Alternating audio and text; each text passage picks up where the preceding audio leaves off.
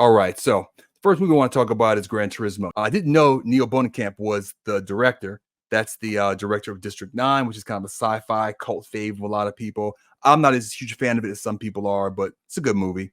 He also made Chappie, which I did not like particularly.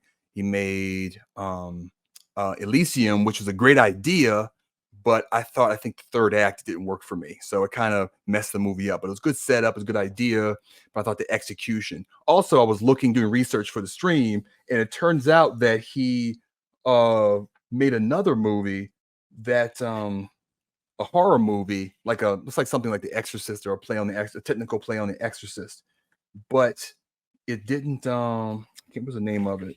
Do I have it in here? I'm not sure if I have it here. I think here it is. It's called Demonic. I want to say I heard of that. Maybe I saw a trailer for it, but I never saw it. And the reviews for it were not particularly good. So that kind of came and went.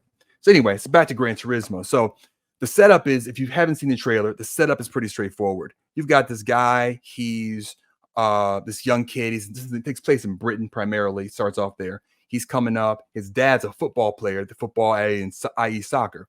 And he's playing. His dad wants him to play football, but he loves video games. He loves the game Gran Turismo, which when I was a teenager was a big thing too. I think it's still pretty big now, but it was real big back in the 90s when it was some of the best graphics were in Gran Turismo games. So he's big into that, but what to do, what to make of it. But he finds out but the Gran Turismo, Sony tries to make a competition to try to prove that Gran Turismo is such a good simulation that if you play it, then you can actually then you actually be a real, if you play it, you're good enough to become a real driver. And so that kind of is what incites the movie to get going, is he applies for this, and the trailer reveals he gets to actually go and do it. So he goes into the competition. So the thing about Gran Turismo is it starts off kind of clumsily. It tries to set up a bunch of different stories and ideas in the first act. They don't work particularly well. It's there. It's like it's not like it doesn't work. And Jimon Hansuo, who was in Blood Diamond among a lot of other movies, is really good as his father. He, I think, is a pretty new actor. I haven't seen him in anything before. The guy who plays the main character, his name is Archie Madakwe. He plays the main character.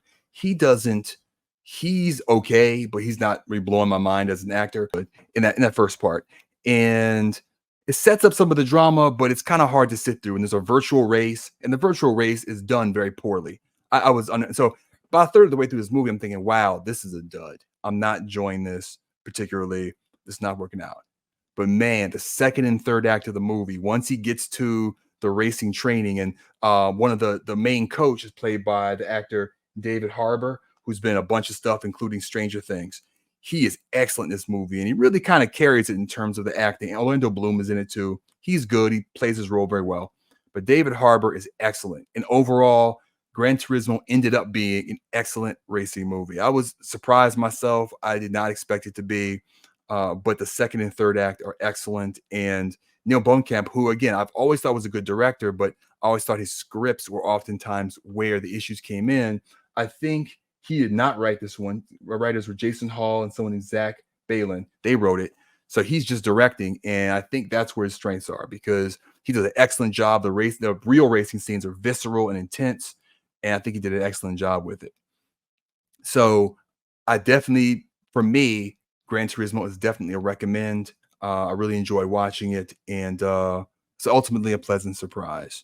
So the bottom line for Gran Turismo is slow start, but the acting performances are actually mostly really good. Even the main character, the young actor, he's not stellar, but he does a good job. And David Harbour, Jimon Hansuo, Orlando Bloom, all the other actors are above average to excellent performances. And the directing's excellent. The racing is good.